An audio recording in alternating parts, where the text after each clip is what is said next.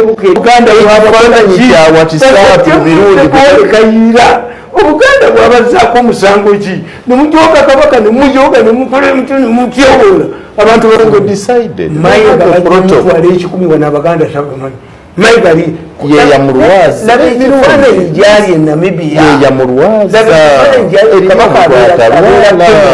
na bifananyi gyali Namibia kino mulangira ndawula kyeyo olutwe look at the gate chikomera ekikomera kabaka yayingidde mu kikomera gwe muganda wange agenda maaso n'okubeera ng'ongoberera ebigambo bya Tamale Mirundi siniya obiwulidde leero avudde mu mbeera n'akaamukira Charles Peter Mayiga ow'ekitiibwa Katikkiro ng'amugamba muyinza mutya okubeera nga kabaka mutugamba nti ali Namibia n'alabika mu mbeera bw'etyo gy'alimu ekituufu kiri nti mutubuulire kabaka oba muwambe ebigambo bya musajja mukulu ono bikaawo nnyo nnyini ddala kaakati ate ebyama ebizuuse byo ekituufu kiri nti bitiisa wano w'omutima omunafu ogenda kusukka ku bbiri okubeera nga ozeesiba ne weesiba 10 baganda bange Uganda weetuuse yakusabira busabizi ssaala n'obwombeefu bw'ekika ekyawaggulu nkusaba nga bw'eri enkola yaffe vidiyo eno sooka ogimpereka like wamma etambulire ddala etuuke ku oyo n'omulala yandiyagadde ogenda maaso n'okubeera nga agiraba ate gwe yasubscribinga edda nkwebaza naawe atannaba nkusaba mukwano bambi subscribinga tweyongereyo mu ngeri y'emu nzikiriza nkwanjulire Sheikh Ashraf Deme omusomi w'eddwa onagamba yakola ku ebyo ebizibu ebikutawaanya era wali ogenda maaso n'okubeera nga akuyamba mukubireko okusimu esembyeyo 11 ku screen munywanya ajja genda maaso n'okubeera ng'ensonga zikwasaganya bulungi kaakati nga tukyali ku bya kabaka ne Tamale Mirundi kw'ossa Mayiga wabula ate omusolo gukutte wansi ne waggulu Uganda atuloga atulengera nzikiriza nkuwe vidiyo eno olabe Tamale Mirundi engeri gy'ayisizaamu Mayiga eggaali Mayiga wetwogerera ali mu maziga wabula vidiyo eno sooka ogiwe like wamma tusumulule mwana wange nze ebyo Mirundi byatandise embiti Mengo decided Mayiga protocol ekikumi wana Abaganda tabamanyi Mayiga ye ya Murwaza na bifananyi gyali Namibia ye ya Murwaza na bifananyi gyali Namibia kino mulangira ndawula kyeyo olutwe look at the gate kikomera ekikomera kabaka yayingidde mu kikomera naye oba bukedde yakubye ekifaananyi Kayira Buganda yabakola ki bukedde ye yakubye ekifaananyi naye mutubanyi Kayira ne Sebowa Obuganda mumubanja ki bukitafuluma okola kisebone Kayira naye bukedde si yakifulumizza abadde bagenda okuvuga ngenze muwanga abasajja baswaziza Obuganda naye Mayiga aliyita mu ttaka Mayiga asima omukwesese mu Bulange kabaka ayambadde ngaki ng'agenda okuwuga yabadde mu malira kisige mu budde bwe Mirundi kabaka yabadde mu tayimuye wansi ndabula yabadde mu malira ayimiridde ku kigango ky'ente yabadde ali mu bukedde Uganda yabafananyi kyawatisaatu mirundi kayira Obuganda bwabazzaako omusango ki nemujoga kabaka nemujoga nemukola emituno mukyobola abantu bagaana okula bukedde tumugana omugula bakasajja kano bakajjemu eno ye Uganda ng'ekituufu kiri nti mpaawo atali kaaba His Excellency Robert Kyagulanyi bwe yavayo n'agamba nti mujja kiwulira ekituufu kiri nti kaakati we tuli buli omu atandise ogenda mu maaso n'okubeera ng'akiwulira ye nno Mayiga avuddeyo n'akaatiriza n'agamba nze naweebwa ddamula ate obwakatikkiro tebuliiko bisanja ekitegeeza nti mwenna bye mukola bya bwereere saagala genda nnyo mu nsonga ezo wabula zikaabya bukaabya maziga gwagenda mu maaso n'okubeera ng'ongoberera wabula nkusaba n'obuwombeefu bw'ekika ekyawaggulu vidiyo eno gimpeleka like muganda wange esobole okubeera ng'etambula gwe ne yasubscribinga edda nnyongera okwebaza mukwano weebale atannaba subscribinga nkusaba subscribinga wamma tutambuze ensonga Rina Kays ogamba otya mwana wattu kansubire nti bitambula malidadi sana kakati nno ate bikutte wansi ne waggulu eby'omusolo gwa kuno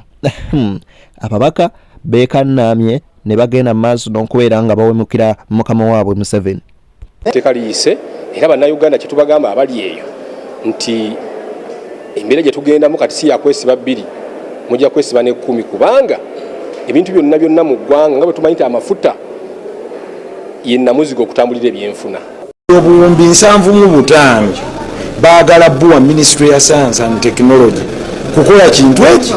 mbu kwongera kuyigiriza abantu bwe banywa mmwanyi. Obuwumbi 75 bana abantu ani agenda okubasonyiwa. Kati nze njagala kubabulya because kituuse nga tebakyafaayo nti simanya waliwo agenda okukola vaccine endala yankwa obuwumbi 25. Kakati Magoola bwe bamuwa obuwumbi 576 eno bwe basika obulala mu mmwanyi kwegamba kiki bagenda okuleeta innovation mu mmwanyi kubanga abantu we bali abalina companies zaabwe ezirosting emmwanyi ezizissa emmwanyi ffe tuzeekaliza kati innovation ki gye baleeta tuginywere mu bikopo binene bya gama tuginywere mu bukopo butono oba tuginywere mu disposable nti ezo tubawa obuwumbi 75 sente kwegamba bakwata omusolo gw'abantu bonna ne bagudiibuuda ne bamala ne bongera okukama abantu abali ebweru. Nze nno nyongera okugumatiza bannayuganda nti bannange buli bw'owulira ng'omusolo gukunyize oba oli Kabaale oba oli Hoima gwe manya nti akunyigirizisa omusolo guno gwonna ye gavumenti ye NRM kubanga bannaffe tubagambye ne bawakanya NRM abasinga obungi bo bali wano abamu ku bannaffe bagambye oba gubanyige tutuuse wano nga tubagamba zino sente zemuwa ez'okuyigiriza abantu okunywa emmwanyi okunywa kaawa muzize mu nguudo bannaffe omanyi kye bagambye bagaye nedda tujja ziwaayo kakati gwe buli munnayuganda akuba ekinnya manya sente zo bazikuyigirizaamu kunywa mmwanyi oba kunywa kaawa bannaffe batuuse ng'ensonyi tebakyazirina bazinaabye emmaaso ate kino kirage ne bannayuganda bannange mutunuulire engeri gye mulonda mutuleetera ekizibu abantu be mulonda batabalumirirwa ate bwe mumala ne bagamba weebale tulwanire tuli bameka tubaddewo wano nga bannaffe bagamba kimuziyite nabaleeta endala ziyite kwegatabuuzaamu nakubuuza nagga nti zino sente tezisobola kgenda ne zigula dialysis machine abantu abaafa ensigo babooza mu nsigo ekiruddu emulago mu malwaliro aga regional referrals omuntu okumwoza mu nsigo alina okuvuga okuva emmoroto najja eno buli bwe bamwoza mu nsigo miliyoni 1.5 ate nga buli omu alina potensi okulwala. Imaging center wano we bakubira ze tuyita scan ultra scan mu Uganda eziri operation teziwera 6 naye ng'ebyuma bisobola okukola mu imaging center bitono tetubiweza sente baziwadde mu kuyigiriza abantu kulywa mmwanyi. His Excellency Robert Kyagulanyi Ssentamu yavaayo n'ayogera omanyi nkwotinga nnyo ebigambo by'omusajja ono oba oliawo abamu bamuyita mulanzi abamu ne bagamba ono omusajja alabika yali messenger kuva wa Katonda nga Abayisiraamu bwe bagamba nti Muhammad oba Nabbi Muhammad he was the last messenger from God. Kye kituufu kiri nti kati we tutuuse buli omu akwebereramu era tusaanye busaanyi genda maaso na kubeera nga twekwasa Katonda naye byo Uganda weeri ekaabya amaziga nno Mathias Ipuga Nsamba azzeemu okubeera nga Warampa Bobby oba principal president wa National Unity Platform ebyo nno mbikuleetedde maaso naye kansooke nzijewo ate ensonga zino nazo tuzimalirize. Bajeti y'eggwanga ey'omwaka gw'ebyensimbi 2024-2025 saawa eno tukyali ku Parliament naye bannayuganda nsaba bategeeza nti kyannaku nnyo okubanga Parliament gye tusuubira okuba ennyumba ey'ekitiibwa etunuulira ebintu ebisiddwa mu mateeka tutandika okukola emirimu egy'ekiboggwe. Nsaba bategeeza nti bajeti ya trillions 72 egenda ku misleading oba egenda tuwa ekifaananyi ekikyamu mu nsaasaanya y'eggwanga. Ekisooka Minister wa Finance lwagenza okukya nga tuyina enteebereza y'embalirira gyoyita budget estimate ya trillions 5.8 bugenza okuziba nga balese gye bayita korigenda mu session yasoose ya Parliament ne bayita korigenda oba ennyongereza ya trillions 13. Speaker n'awaayo essaawa awo nga 2 tuddeyo twetereze budget committee etunuulire n'ennyongereza naye nga koligende eno bakyoyita ennyongereza bwejja balina ogizaayo mu sectors mu bukiiko bwa parliament obulina okutunywa nti for example bwe mubaamu ennyongereza ng'egenda mu kakiiko ng'egenda kuyita mu kakiiko ka ICT oba nga ya ministry ya ICT akakiiko ka ICT kalina okutuula katunuulire ennyongereza eno tusobole okulaba oba sente ze baleese ddala zisaanye ogenda mu budget eyo. Kyemmanyi nti otuula ku bukiiko buno obukiiko buweereddwa omukisa okwetegereza ensimbi zino ezireeteddwa. Kaakati ali eyo naye nsobola omuwa ekibuuzo nti mu ssaawa zino ebbiri ze batuwadde muddeyo omwetereza akakiiko kasobola okutuula ne kayisa ripooti ne kagitwala mu ministry ne kagitwala mu kakiiko ka budget ripooti eno esobole okutunulwamu. So bino byonna mbyogera nti omwaka gw'ebyensimbi guno gwe tulimu budget gye tubadde nayo ebadde ya trillions 5.2 guno omwaka gwe tulimu. Kaakati bw'ogamba nti trillions ejja ya trillions 7.2 budget ejja oli akubuuza nti sente zigenda kuvaawa. Bannayuganda nsaba bategeeza nti mu fourth quarter oba mu kwota eno ey'okuna mujjukira bulungi nga Honorable Matayi Kasaija agamba nti sigenda kumwegejinga sigenda kutunda ggwanga lino nga neewola. Yensonga lwaki kwota ey'okuna sente ezibadde zigenda mu development ezisinga ebintu tebikoleddwa. Kaakati njagala abali bategeere nti sente zo ez'omwaka ogujja trillions 3.5 zigenda kudda mu kusasula magoba interest. Kyokka ate nga tukuŋŋaanya trillions 3.1 ez'omusolo ze tusuubira okukuŋŋaanya 3.1 kati kitegeeza nti sente z'okuŋŋaanya mu misolo gyo wano egya bulijjo tegikumala kusasula sente ze tugenda okwewola. Percentage ennene ya bajeti yaffe egenda kuba mu kwewola. Ekyamazima twewoze ne tusukka n'ebipimo ebyo ebituweebwa standard ebitundu 5.2 ku 100. Tulabye alipoota yammwe ey'abatono esobeddwa omubaka Ibrahim Ssemujjungwanda minisita wammwe ow'ebyensimbi eraze nti okwejalabya era n'ebyo okusaasanya ensimbi ku bitagasa mu nnansi katugambe nga bakulembeze abangi n'ebirala singa biba bitunuulirwa kisobola okuyambako. Endowooza yeri etya ku nsonga eno? Munyanjula akugambye olungi talabangako palamenti eryani sirias nga palamenti ye11 mu kutunulira bajeti etalina bisaanyizo. Kaakati n'ayongera okulaga nti mu kifo ky'okwongera okwewola tuteekeko bannayuganda omugugu twali tunudde mu ebyo by'okwejalabya nga sente ze tugaba mu donation gundi genda ogabeko oba mu kitunulidde akiraze bulungi nti donation zigenda mu obuwumbi 738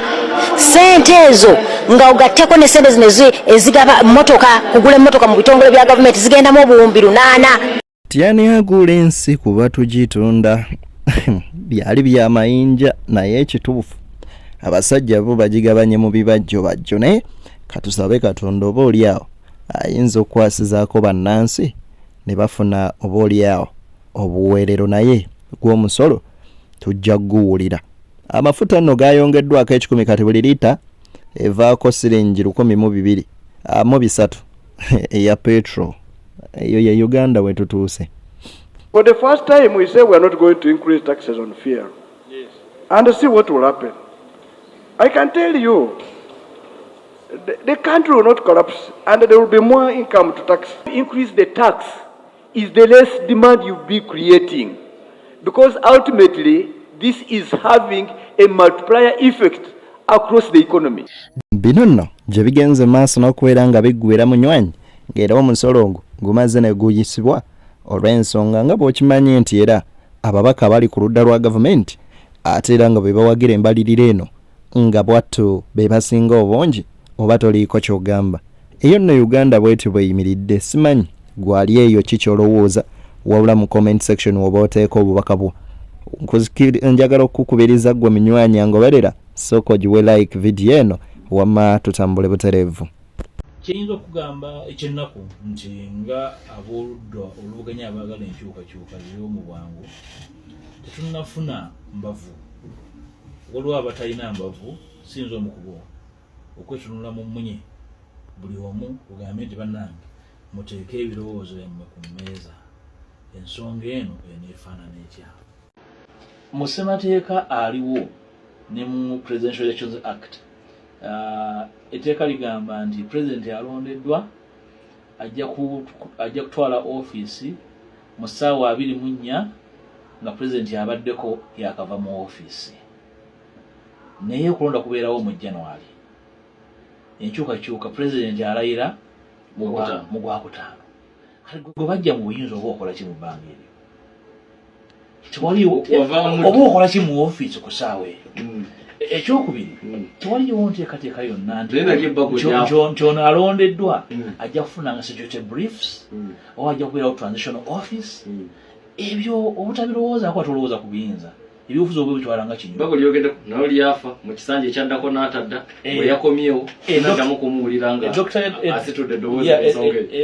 Professor Dr. Lulume nagyogerako mu bulambulukufu bwayo naye yagireeta mu bwangu naye esobola okubaako enfuufu era namuwa notice nti agize tumuyambeko wabeerera lo yes tugigaziye ebirowoozo bino byonna biddemu oli bw'abiwulira ku fulo ya parliament n'agamba nti bikola aba talina mugaso mu parliament so kyekiseera ebyo nno bye bigambo bya musajja mukulu 5 gwe mwakazaako 5 ow'ekitiibwa Mathias Mpuuga Nsamba. Uganda eno bannayi ekwasa ennaku ekaabya amaziga bw'ogenda maaso n'okubeera ng'ebintu ebimu oba oliawo omwana wattu obiwuliriza. Lwaki temunzikiriza ne mbasiibulira wano wabula nkutegeeza nti Higher Level 1 Travel Agency webali ogenda maaso n'okubeera nga bakulambuza bakubireko okusimu eziriawo ku screen bajja genda maaso n'okubeera nga ebintu babikolera ddala. Ayagala olanga naffe ojja genda maaso n'okubeera nga otukubirako ku note 7 426 wetuli ogenda maaso n'okubeera nga tulanga bizinensi yo mwana wattu ate tukulaakulane ffenna. Ayi Ssaabasajja Kabaka Ronald Mwenda Mutebi owookubiri wangaala Magulu Nnyondo Cuucu Ssaabataka Baffe akukuuma oyo nno mutenza ggulu ayisa amazzi mu ttaka ne gatalumira mu ngeri y'emu ne maama Najjinda Sylvia agerekere Obuganda. Banywanyi sekita kitava ku Ssengejjero mwattu kifuuka wankindo mweraba tunasinkana olundi Mungu ng'asiimye. Olinde ku famire yange omulenzi n'agiryamu ku makya n'agiryamu olweggulo n'alya essabwe n'anywa mu famire yange n'anywa amata n'alya mu famire yange ogiryamu emwaka 2 tindikola kalabwe nzina kugamba okubba nzina kugamba mutira abantu ebweru okola kwa kizunza lutwe n'ojoka famire yange n'oginimu mange mulamu mulema bakubira Museveni omukala nyamu omukala anya twagira bitoni nazali watali munana omukala yali abato bagende wanyabo bakumisekitori kipoti kye ndi Museveni ekima ekitori aki nkutumwakiniemu akanyuka watalimi embuzi ayisiba watali muntu ngende kuwativaisa nkolayoki sinza genda onojoka omwana wamunene omugoba kironga mubbi wankoko era omuyitaje omunyemu omunyalemu nedda muwanga biteekeko omulenzi ajoze famire yange naginemu naginyalamu nemusabira Katonda omulenzi oyo kumujja nesimba omutwe muttaka nenkusimba muttaka ala ali mulabula oba nekyenamukola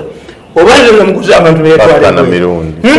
omulenzi oyo alite nakalo kakizonza lutwe katta omwana wange kalitegula omulenzi oyo nekizonza lutwe era omulenzi akomyewo agamba Professor